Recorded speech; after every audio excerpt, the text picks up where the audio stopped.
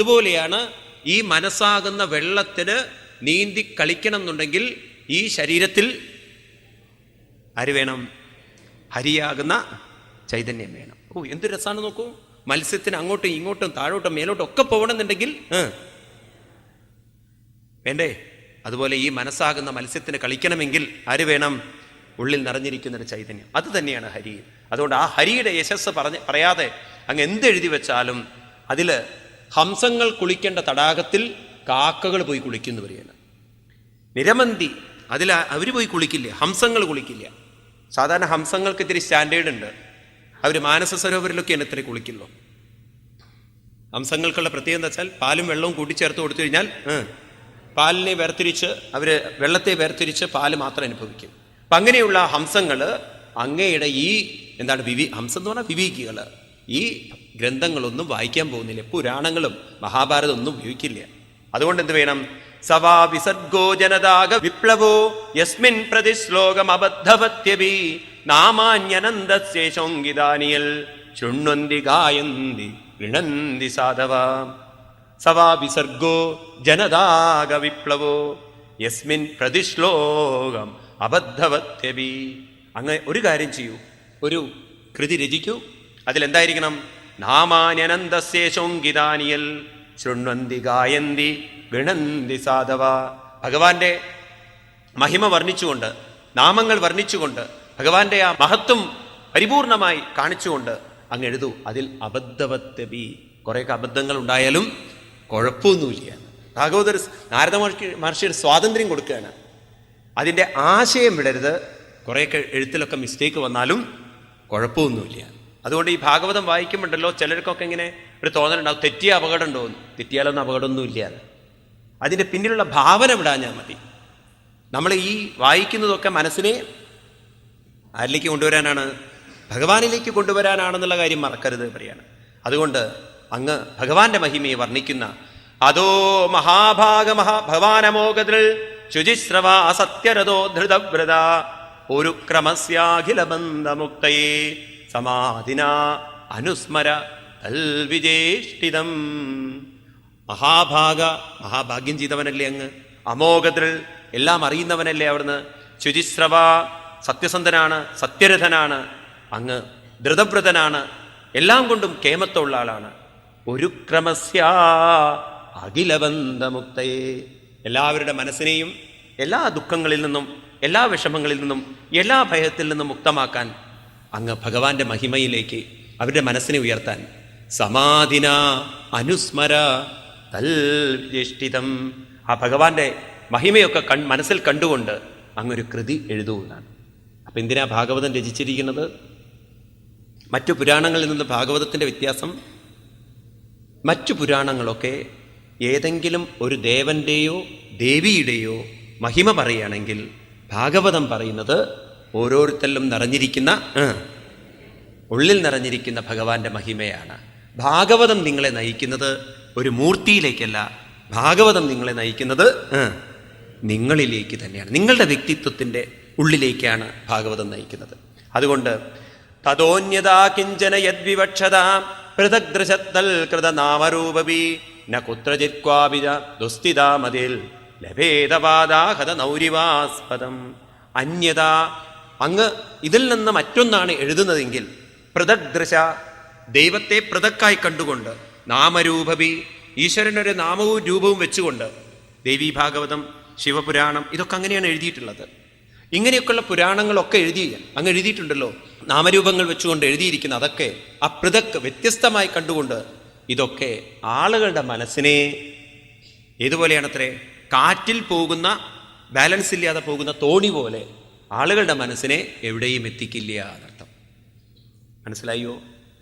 പുറമേ ഒരു ദൈവത്തിനെയാണ് അങ്ങ് വർണ്ണിക്കുന്നതെങ്കിൽ, ഇത്രയും കാലം അങ്ങ് ചെയ്തിരിക്കുന്നത്, അവരുടെ മനസ്സിന് ഒരിക്കലും ഗതി കിട്ടില്ല. കാരണം ഒരു പുറമേ ഇരിക്കുന്ന ദൈവത്തിലേക്കും മനസ്സിനെ കൊണ്ടുപോകാൻ പരിപൂർണമായി സാധ്യമല്ല. എന്തുകൊണ്ടാണെന്ന് വെച്ച് കഴിഞ്ഞാൽ, മനസ്സിൻ്റെ ഒരു ദൗർബല്യം എന്താണെന്ന് വെച്ചാൽ, മനസ്സിന് ഒരു നാമത്തിലും ഒരു രൂപത്തിലും പെർമനൻ്റായി നിൽക്കാൻ സാധ്യമല്ല. സാധിച്ചിട്ടുണ്ടോ നിങ്ങൾക്ക്?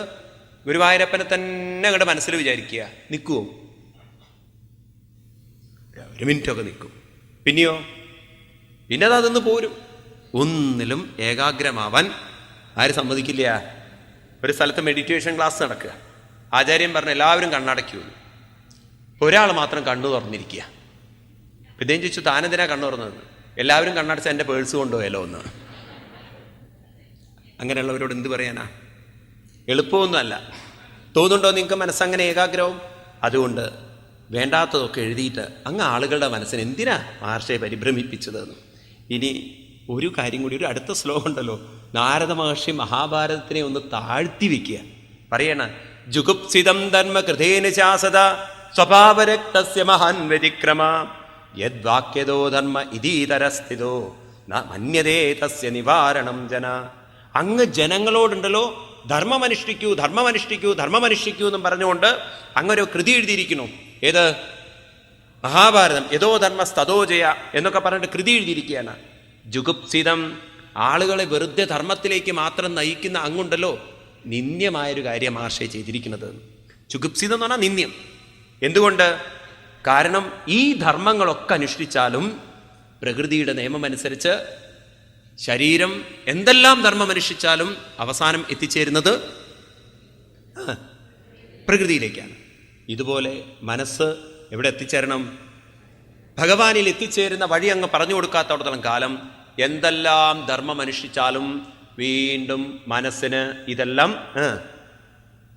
മനസ്സിലായില്ല.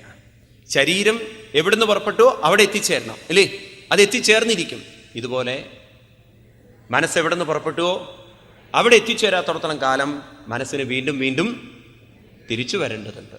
മനസ്സിലായിട്ടുണ്ടല്ലോ? അതുകൊണ്ട് മനസ്സ് തിരിച്ചു വരുന്നതിന് നിവാരണം കൂടി പറഞ്ഞു കൊടുക്കേണ്ടതായിരുന്നു അങ്ങ്. അതങ്ങ് പറഞ്ഞു കൊടുത്തില്ല.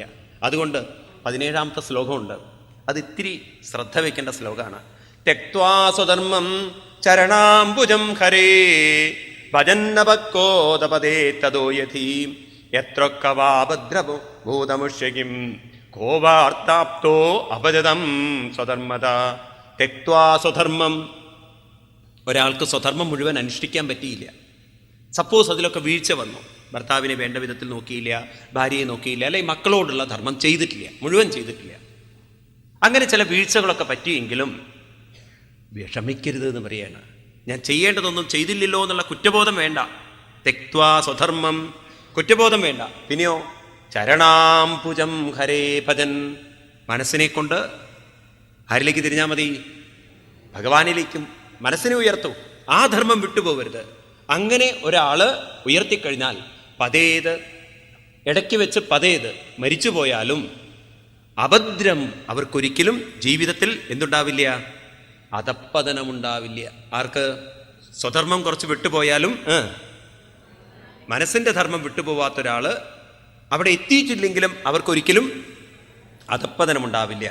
അല്ലാതെ ഒരാൾ സ്വധർമ്മം അനുഷ്ഠിച്ചു എന്നാൽ അയാൾ എന്താണ് ഭഗവാനിലേക്ക് മനസ്സിനെ ഉയർത്തിയിട്ടില്ലെങ്കിലോ അയാളെ സംബന്ധിച്ച് ഭാഗവതം പറയുന്നു, അയാൾ എന്നും താഴെ തന്നെയാണ്, അയാൾ എന്നും താഴെ തന്നെ എത്തിയിരിക്കും. അതായത് തസ്സൈവതോ നവൈജനോ ജാതു കഥഞ്ചനാവ്രജൻ മുകുന്ദ സേവ്യന്യ വദംഗ സംസ്കൃതിം സ്മരൻ മുകുന്ദാംഗ്രിഭൂഹനം പുനർ വിഹാതുമിച്ചേന രസഗ്രതോ യഥാ. നവൈജനോ ജാതു കഥഞ്ചന ആവ്രജേ മുകുന്ദ സേവ്യംഗ. ആരാണോ ആ ഭഗവാന്റെ പാദത്തെ മുറുകെ പിടിച്ചുകൊണ്ട് മുന്നോട്ട് പോയിരിക്കുന്നത് അവരൊരിക്കലും സംസാരത്തിലേക്ക് തിരിച്ചു വരുന്ന പ്രശ്നം ഉണ്ടാവില്ല. എന്നാൽ ആ സ്മരണം ഉറയ്ക്കാത്ത ഒരാളെ സംബന്ധിച്ച്, അല്ലെങ്കിൽ അതിലേക്ക് മനസ്സുയരാത്ത ഒരാളെ സംബന്ധിച്ച് വീണ്ടും വീണ്ടും വീണ്ടും പുനരാവൃത്തിയിലേക്ക് വരണം. അതുകൊണ്ട് അങ്ങ് ശരീരത്തിൻ്റെ ധർമ്മത്തെക്കുറിച്ച് പറഞ്ഞു, ഏത് പറഞ്ഞിട്ടില്ല? മനസ്സിൻ്റെ ധർമ്മത്തെക്കുറിച്ച് പറഞ്ഞില്ല. അതുകൊണ്ട് മനസ്സിൻ്റെ ധർമ്മത്തെക്കുറിച്ച് വിശദമായി പറയുന്ന ഒരു കൃതി എഴുതൂ. അത് തന്നെയാണ് ഏത്?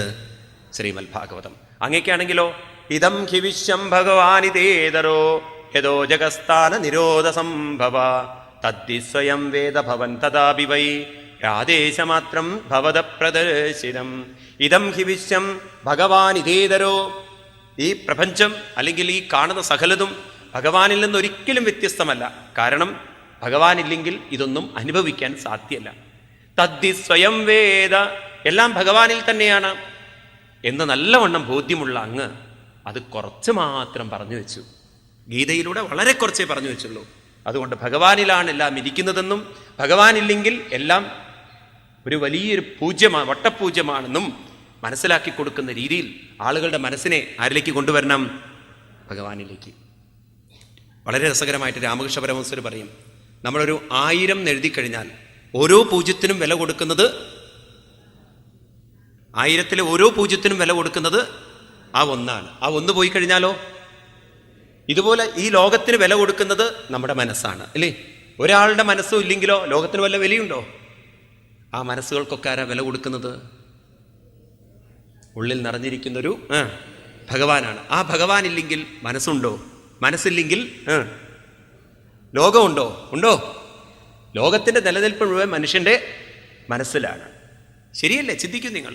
എല്ലാറ്റിനും വാല്യൂ ചെയ്തിരിക്കുന്ന മനസ്സാണ്. അപ്പൊ ഇതൊക്കെ നിശ്ചയിച്ചിരിക്കുന്നത് മനുഷ്യന്റെ മനസ്സാണെങ്കിൽ ആ മനുഷ്യ മനസ്സിന് വില നിശ്ചയിക്കുന്നത്, അല്ലെങ്കിൽ അതിന്റെ നിലനിൽപ്പ് നിശ്ചയിച്ചിരിക്കുന്നത് ഉള്ളിൽ നിറഞ്ഞിരിക്കുന്ന ഭഗവാനാണെങ്കിൽ അങ്ങത് പ്രാദേശമാത്രം ഭവത പ്രതിഷ്ഠിതം. വളരെ കുറച്ച് മാത്രമേ ഗീതയിൽ പറഞ്ഞു വെച്ചിട്ടുള്ളൂ, മഹാഭാരതത്തിലൊക്കെ. അതുകൊണ്ട് അതൊന്ന് വിസ്തരിച്ച് പറഞ്ഞു തരൂ.